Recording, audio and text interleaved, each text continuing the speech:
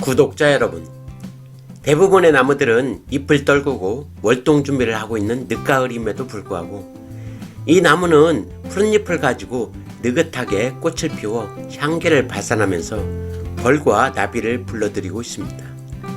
무슨 나무냐고요?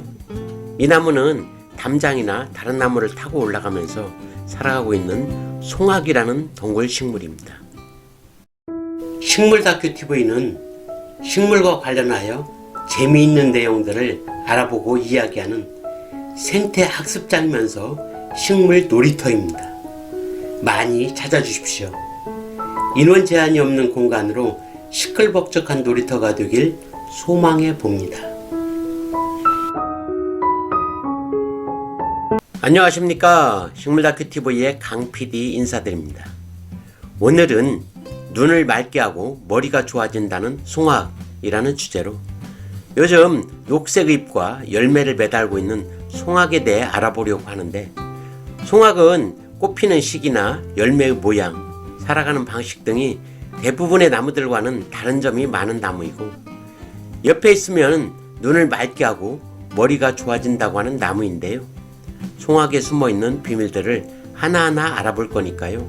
끝까지 시청해 주시기 바라면서 잠깐 구독과 좋아요 그리고 알람 설정은 저에게 큰 힘이 되니까요. 정중하게 부탁드리겠습니다. 송악은 두릅나무과로 겨울철에도 푸른 잎을 가지고 있는 상록성 동굴식물로서 우리나라가 원산지이며 남부지방의 산에서 잘 자라지만 서울에서도 콘크리트 벽면이나 담장 등에서 종종 보여지는 나무입니다. 메마른 땅이나 습한 곳 또는 그늘에서도 잘 자라는 등 환경 적응력이 강한 나무로 키는 10m까지 덩굴져 자라며 갈색의 줄기에서 공기 뿌리가 나와 다른 물체나 벽을 타고 올라가면서 자랍니다. 어긋나게 달리는 잎은 두껍고 윤기가 있으며 어린 가지의 잎은 3에서 5갈래로 갈라지지만 오래된 가지의 잎은 난형으로 끝이 뾰족하며 잎의 가장자리는 밋밋하고 표면이 짙은 녹색을 띠고 있습니다.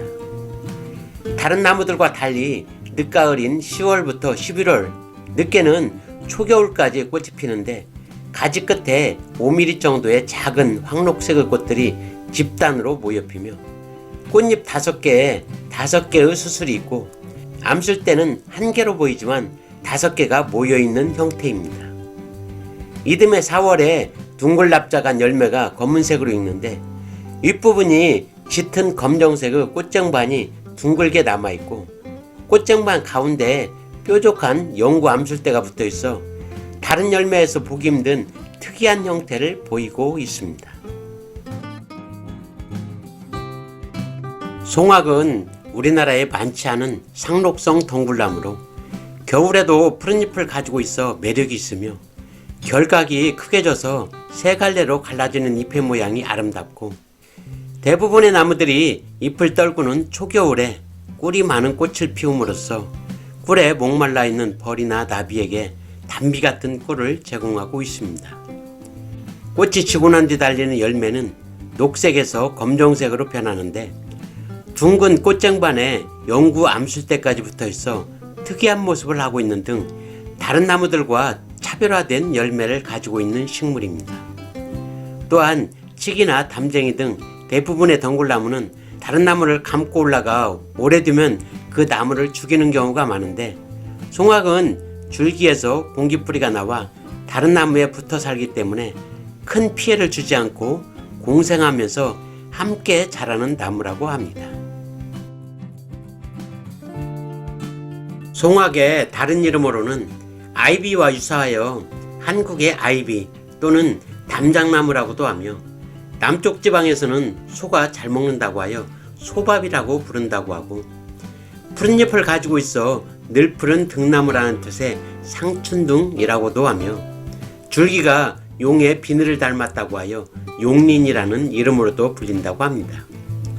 잎이 잘 자라 담장 덩굴용으로 많이 쓰이지만 발코니나 가정의 베란다에 활용되고 꽃과 열매가 아름다워 조경수로도 이용되며 상록의 잎은 땅을 덮는 지피식물 소재로도 유용하게 쓰이고 있습니다. 한방에서는 관절염, 요통, 간염, 고혈압, 지혈에 사용되고 있고 민간에서는 타박상을 치료에 사용하였으며 가을철에 열매를 수확하여 말린 후 달이거나 술로 담가 먹으면 눈을 맑게 한다는 속설이 있으며 송악나무 밑에 앉아 있으면 머리가 맑아지고 총명해진다는 이야기도 전해지고 있는 나무입니다. 오랜 세월 동안 살아가고 있어 천연기념물이나 보호수로 지정되어 관리되고 있는 송악을 살펴보면 고창 선운사의 송악은 1991년 천연기념물 367호로 지정되어 보호되고 있는 나무로 바위 벼랑에 부착되어 자라고 있는데 이 나무는 가슴 높이 줄기의 직경이 80cm에 이르고 나무 높이가 15m나 되는 거목이어서 현재 우리나라 내륙에 자생하는 송악 중에서 가장 큰 나무이며 수령은 정확히 알려지지 않은 노거수라고 합니다. 또한 거제도에 보호수가 있는데요. 거제도 망치리의 송악은 거제도 동남쪽 해안 비탈면에 노거수인 팽나무에 붙어 자라고 있는 송악으로 2004년에 발견되었다고 하며 현재는 거제시의 보호수로 지정되었는데 지하부의 밑둥 둘레는 1.1m에 크기는 12m에 달한다고 하며 수령은 200년 정도로 추정되고 있다고 합니다. 낙엽이 지는 나무들은 겨울철에 잎을 가지고 있으면 잎에서 수분이 날아가 나무의 체온이 떨어져 얼어 죽기 때문에 추위를 견디기 위해 낙엽이라는 이름으로 잎을 떨군다고 하는데요. 그렇다면 송악은 겨울에 잎을 가지고 있는데도 어떻게 얼어 죽지 않고 살아가고 있을까요?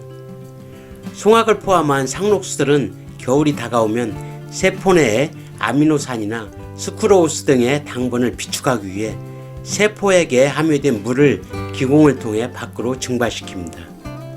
이렇게 되면 세포액 속의 당분 농도가 증가하여 자동차 냉각수의 부동액과 같은 역할을 하고 있어 추운 겨울 온도가 낮아져도 잘 얼지 않게 되는 것이라고 하며 송악 등 상록수의 잎은 낙엽수의 잎보다 상대적으로 두껍고 잎의 표피에 왁스층으로 덮여있기 때문에 겨울을 날 수 있다고 하는데 송악의 잎을 만져보면 두껍고 왁스층으로 덮여있어 반짝반짝 윤이 나는 것을 확인할 수가 있습니다.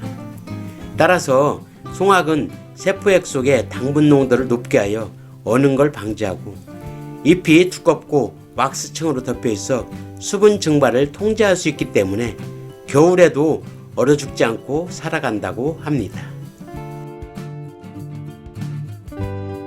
이상으로 눈을 맑게 하고 머리가 좋아진다는 송악이라는 주제로 송악에 대한 다양한 비밀 등을 알아보았는데요. 초겨울의 꽃과 특이한 형태의 열매, 그리고 줄기에서 나오는 공기뿌리 등 다른 나무들과의 차별화된 모습 등을 배웠고 한겨울에도 잎을 가지고 살아가면서 당분의 농도를 높여 얼어 죽지 않고 살아가는 상록수들의 전략을 보면서 이러한 전략을 벤치마킹하여 부동액이 발명되지 않았을까 하는 엉뚱한 생각도 해보면서 오늘의 모든 영상을 마칠까 합니다. 구독과 좋아요를 부탁드리면서 지금까지 식물다큐TV의 강PD였습니다. 감사합니다.